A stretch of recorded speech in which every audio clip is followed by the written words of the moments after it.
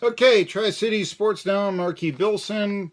Want to get a couple of things in here before we go. Of course, big story that came out just before the show began was Dabo Swinney signing a new 10-year, $93 million deal to be the head coach of the Clemson Tigers.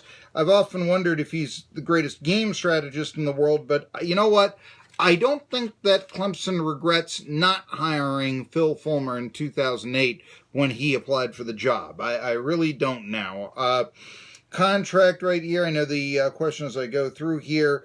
What the buyout is, I have not seen that yet because everybody, let's see here, believes that when Nick Saban retires that, Dabo would want to go to Alabama. A contract like that, though, might keep you at Clemson. And right now, hey, Clemson's a better program than Alabama. They've won 2 out of the last 3 national championships, haven't they? Think about it. Anyway, what story got more pub that really did? Nick Saban's hip replacement surgery.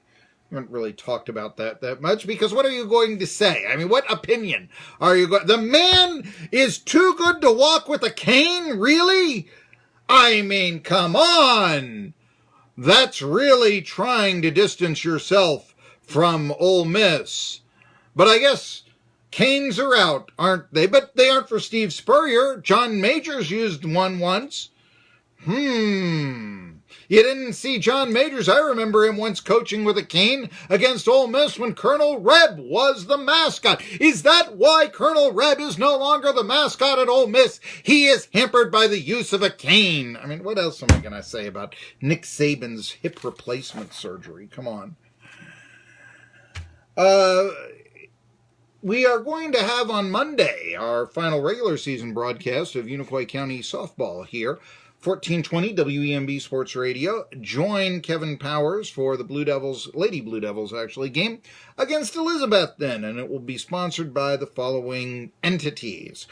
Irwin's favorite dentist, Dr. Jason Cunningham, Unicoi County Gas Utility District, Health and Home Care of Irwin, Unicoi County Insurance Agency, the Computer Guy of Irwin, Irwin Utilities, Irwin Paint and Body Shop, the Clinchfield Federal Credit Union, Jones and Church Farms, Relay for Life of Unicoi County, and Jones Hardware, who I am told are celebrating their 60th anniversary.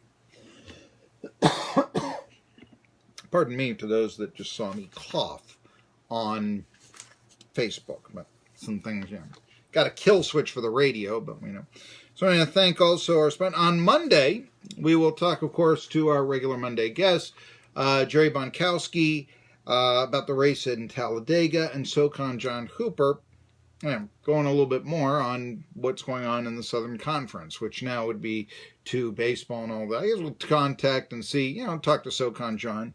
Might be a shorter segment. We've tended to go very long with these things, but who knows what's going to happen. What about all these transfers at ETSU? That's something, and I'm going to get to that in a second. Wanted to also say the sports betting bill passes in the House. Go to the archives on Facebook, but go back to November on our 1420 WEMB Sports Radio Facebook page, or just go to YouTube, and you'll see my interview with the legislator who, and that's Rick Staples, who introduced the bill to legalize sports gambling in Tennessee.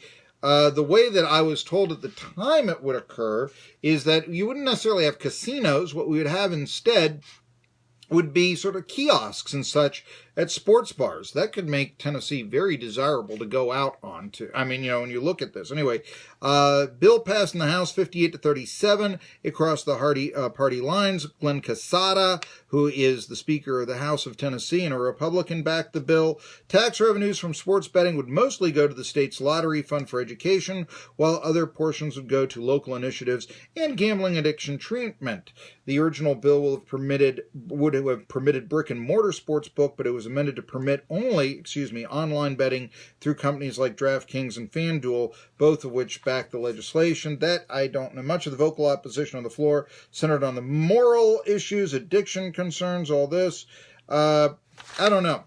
I was looking at this, and I guess the bill right now, brick and mortar. I would like to have seen brick and mortar I would have liked to have seen this gone to the sports press. Got to get Staples back on. I got to talk about what's going on. We'll talk to Staples here.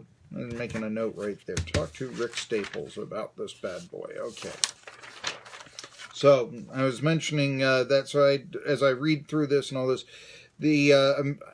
again, I am sort of surprised that they just went through FanDuel.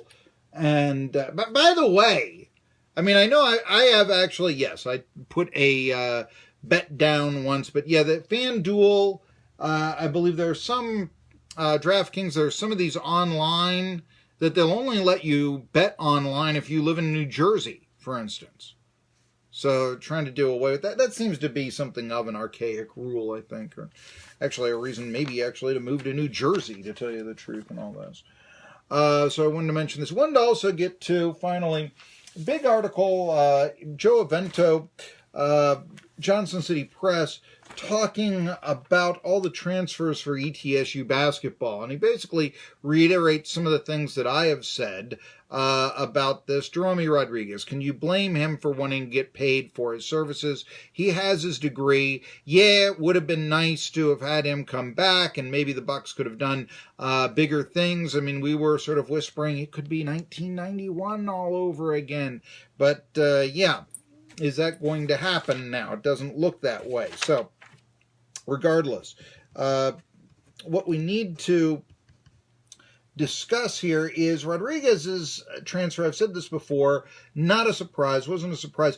Armas's transfer was, but I do see a lot of, I think, sour grapes in the Armas transfer.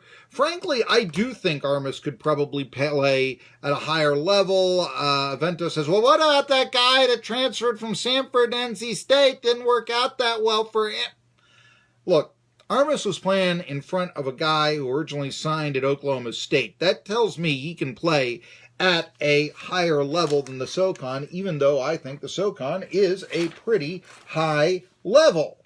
Now, the other players that have transferred out, DeAndre Bernard, he was 6'8" forward, didn't really play, transferred to Louisiana Monroe. There is some thought, if you had stayed at ETSU, maybe you would be starting now that Armas and Rodriguez came through. Unfortunately, not a lot of communication there. Now, think about that. Kevon Tucker, who scored 17 points in the CIT tournament against Green Bay. What with Patrick Good out, he's going away. It really was never in the cards for him to crack the lineup. Carlos Curtis had 34 points in the Wisconsin-Michigan All-Star game, but it never really panned out for him. There is some talk about is Steve Forbes really going to stay. I think that he will because of his age. There are some intriguing guys coming in, but a lot of people are talking about this, and that's the whole thing with all these transfers at ETSU basketball. The question is, this could have been a great season. Might be a contending season, but boy, there is just going to be this what could have been with Armas and Rodriguez. 1920